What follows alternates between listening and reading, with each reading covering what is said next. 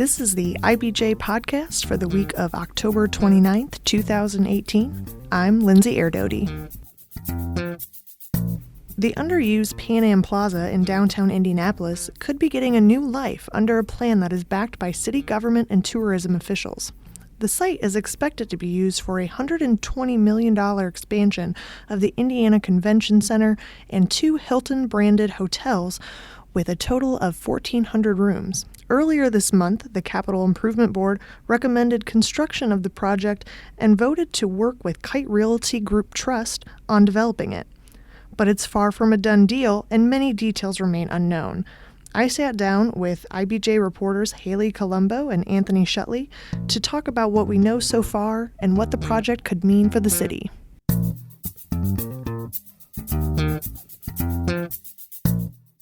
Hayleigh recently broke the news about the project, and Anthony has covered tourism and the convention business in Indianapolis for years. So thank you for both being here. Thanks for having us. Happy to be here. So Hayleigh, why don't you start by telling us what we know about this project so far?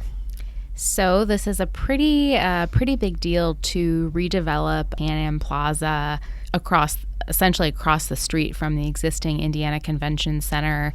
This is a $120 million expansion of the Indiana Convention Center that is proposed to be publicly financed, attached to 2 privately funded hotel towers totaling 1,400 rooms. And those hotel towers would potentially be Hilton luxury brands, and the project is being developed by Kite Realty Group Trust. One thing I found a little funny about this news is that Chris Gall, who is Senior Vice President of Visit Indy, told IBJ in September that they didn't think the city needed any more convention space.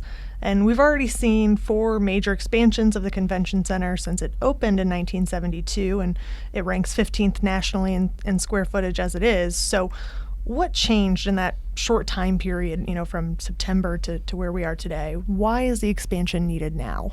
Well, I actually asked Chris Gall about this earlier today, actually, and essentially he said that he doesn't necessarily think that the convention needs more exhibitor space, but that he does think it needed more ballroom space. And then there also have been concerned for a while about hotel rooms, and Anthony probably knows much more about that subject.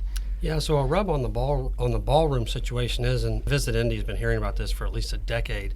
If you look at the configuration of the convention center, there are no ballrooms on the south end of the convention center. So all of that is set up on the north end, and that became a concern for a couple of reasons. One, because of the configuration with Lucas Oil Stadium and the way that a number of conventions are now starting to utilize that space. And 2, as big as our convention center is getting, one of the key elements of that size is being able to host 2 conventions at one time. But you really can't do that if you don't have a ballroom down on that south end. So they've been angling to get a ballroom down there. And I think in the last couple of years, this plan has emerged to have a ballroom as a part of a hotel development on Pan Am Plaza. And Visit Indy folks told me when they were, announcing this deal that there are more than 200 conventions that they cannot bid on right now that are essentially require too much space, that they're saying that this will give them the ability to go after some bigger fish. So for someone who's not as familiar with this, what is the difference between ballroom space and regular convention space? And can you explain that a little bit? It's all about pillars. So people want big rooms with no pillars and no dividers and no obstructions in them, so they can set up displays as they want to. And also for big meetings, 1,000 people or more. And so that's why you need these big ballrooms with zero obstruction in them. And also on the square footage part of it, not only is it important to be able to bring in bigger, larger meetings and conventions, but also to be able to accommodate multiple conventions at one time. But this is an important part of it. Big conventions will take 3 days to set up, 3 or 4 days to tear down, and essentially your convention center is dark during those times, unless you have a big enough convention center where you can be tearing down one, setting up another, or holding one, tearing down one. And so there's this lag time of setup and tear down. So if you look at the occupancy of our convention center, many of the convention rooms are only 40% occupancy. Part of the reason of that is because of tear down and setup. So they hope to eliminate a little bit of that. And so do you think this could do that for them? Most certainly. Las Vegas is adding square footage. Nashville has come online with more square footage and a revamp, as well as Denver, Atlanta. All of those are in our direct crosshairs of competition. So it most certainly could put us in play for a whole slew of new conventions and gatherings and events that would never consider us before. And I think, Hayleigh, you mentioned that there's now 200 that we might be able to bid on that we weren't able to bid on before.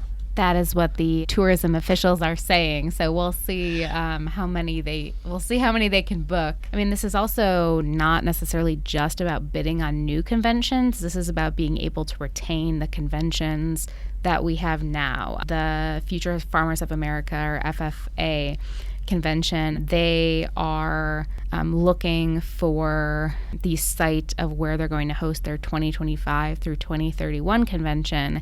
And they announced the other day that Indianapolis was in the running along with Atlanta, and that they said that this Pan Am Plaza redevelopment project was a very good mark in Indianapolis's pro column, because they've been concerned about outgrowing Indianapolis as their convention sort of keeps getting larger. So it's also about keeping some of these big names here as their needs increase. And I think it's important to note that while it's easy to point to and very right to point to the big conventions like Gen Con, FFA, those things that we know well, but I can tell you for every one of those, there are a dozen conventions and meetings that people have probably never heard of. We have the fire department instructors conference that comes here every year. We have a huge wastewater treatment plant conference that comes here every year. We have Do It Best, which is hardware. Visit Indy doesn't care. The city doesn't care. If you're high profile, low profile, or nobody knows you, as long as your money is green and it comes in big quantities. And with those organizations, they do. Ask the hoteliers, ask the bars, ask the restaurants about the firefighters organization or the hardware people or the wastewater people. They love to eat, they love to drink, and they stay in pretty nice hotels. Well, one of the things it seems that the tourism officials have agreed on for a while now is that in downtown Indianapolis needs more hotel space and convention hotel space. So let's talk about the hotels that are included in this project. They would be considered convention hotels, is that right? Yes, these would be hotels that would be connected by climate-controlled walkways to the rest of the convention center. They'll be connected to this new ballroom, but then also the ballroom will be connected via climate-controlled walkways. Tourists and convention goers love the gerbil tube. Indianapolis is second, possibly second only to Minneapolis in its connectivity. It's key because our weather fluctuates so much. It's no coincidence that Minneapolis has a great labyrinth of these things as well. And it's really critical to fill that convention center in the winter months. It's hard enough to fill the convention center in the winter months. And so to have these things is paramount. It doesn't hurt that we've got a mall attached to it, as well as about 15,000 hotel rooms and the convention center and Lucas Oil Stadium, all through connected indoor walkways, which is fairly critical, and it's been a key selling point to the city for a long, long time. In terms of that Pan Am site, I wanted to add that, that site's been talked about for years and years. And remember when the JW Marriott was sited, the Pan Am site was a close second place, and the city's had its eye on it for a long time, and they've had a rub with the parking lot below. Obviously, if you're going to build building of that height and girth, you're going to need to have a massive foundation underneath it. And so working out that deal was critical and took a long time. This whole hotel thing goes back to at least 2010 and probably before. For those of you who have forgotten, during the 2012 Super Bowl, a number of NFL owners kind of made a big stink about the number of hotel rooms we had downtown. Yes, we had enough hotel rooms throughout the metropolitan area, but Indianapolis's size, for its size, Indianapolis's metropolitan area is fairly spread out. And so having another 1,000 or more hotel rooms downtown is a huge part of it. So do you think we're at any risk here for oversaturation in the market with another 1,400 hotel rooms? Once these hotels come online, it's going to take several years for the occupancy rate to come back up to above 70%. So I recently just reported on this sort of downtown hotel blitz of all these hotels that are going to come online. Tourism officials said that because of this project, there could be some hotels that maybe not totally cancel their plans, but delay their plans to see what happens. So the formula on hotel occupancy is this: when it gets to be at or around 70%, developers will look hard at developing more rooms. And Indianapolis has been ebbing around that 70, 71, 72% for a while. And from a historical note, it's important to remember when the 1,005-room JW Marriott was built, we were right around that 70% marker, and the city officials in Visit Indy were singing the same song. It's going to take so long to absorb these rooms and so on and so forth. But the fact is that JW Marriott was such a huge attraction. It brought its own meeting space, which is critical. It could be not only a convention hotel, but a convention headquarters hotel, which means that conventioneers, meeting planners will have their HQ there where people badge up and do all that pre-convention stuff. And so this space, too, on the Pan Am Plaza is going to be similar to that. So I would kind of politely disagree with Visit Indy and their assertions, and I think that the city will probably absorb that space. I think these new hotels like the JW will create its own demand, and I think that we're going to probably be in pretty good shape. And I wouldn't be surprised to see some of these smaller hotels kind of continue, because cities need a variety of different kinds of hotels. When we see new hotels come online, like the JW or like these ones that are proposed in this project, does it have the potential to drive the price down at some of the older ones that are downtown? I think it puts an extreme amount of pressure on those hotels to stay renovated, to stay upgraded. We have seen a massive renovation at about a half a dozen of the big hotels. The Marriott, not the JW, but the Marriott and the Hyatt has done a huge renovation. And those are just two of several of the big hotels that have put. And when we talk about these renovations, we're not talking about a few $100,000. We're talking about, in many cases, tens of millions of dollars in renovations. And you mentioned that meeting space was critical in the JW. Is there going to be meeting space in these hotels? Almost certainly. And the $120 million ballroom, that's actually going to be a 2-story area. It's not just a ballroom. It's a whole other set of meeting spaces and rooms and kitchens and whatnot that will be instrumental to creating more conference space. So tell me a little bit more about how this project is going to be financed, how those hotels are going to be paid for. So Kite is being pretty tight-lipped about the actual private investment that it's going to make in the 2 hotels. But what we do know is that the city is saying that it's going to invest $120 million into the convention center expansion, which is the ballroom and that other meeting space, as well as a walkway over Capitol Avenue to connect to the existing convention center. And the way that that is going to be financed, obviously things are still slightly up in the air, but Chief of Staff Thomas Cook, Mayor Joe Hogsett's Chief of Staff, has explained to me that it's going to be 2 methods of TIF-related financing. So obviously they're going to have to, take out bonds to pay for this project, and one way those bonds will be paid down will be capturing the increased property taxes increment that will be generated by the project, and that will go toward paying down the bonds in the future. The other way is that the city directs about $8 million annually of TIF revenue toward the CIB, and that they are essentially going to redirect that, or want to redirect that, toward paying for this project and paying down those bonds. That obviously creates operational challenges for the CIB, because also that money goes to pay toward Visit Indy and marketing and selling all of this. So obviously at a time when Visit Indy is going to have to be ramping up, that creates some operational questions. Then that brings in the state legislature, and the city hasn't been, totally specific on what exactly it thinks the state should contribute to this, but it clearly thinks the state should contribute something. We will definitely be seeing how that plays out in the legislative session. Lindsey, you'll be covering that, so you'll keep us all informed on what happens when they write the budget and how this is included or not. So I think the financing issue is a really interesting one, because the city under Mayor Joe Hogsett seems to be pivoting 180 degrees from what has been done in the past.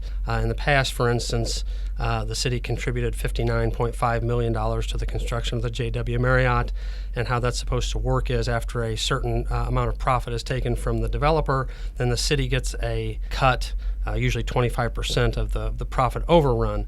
So it does take a while to get paid back, but generally over time they do. Plus they get the draw of more people and more events downtown, which generates a whole stew of taxes, which then pays for the operations of the CIB and so forth, Visit Indy.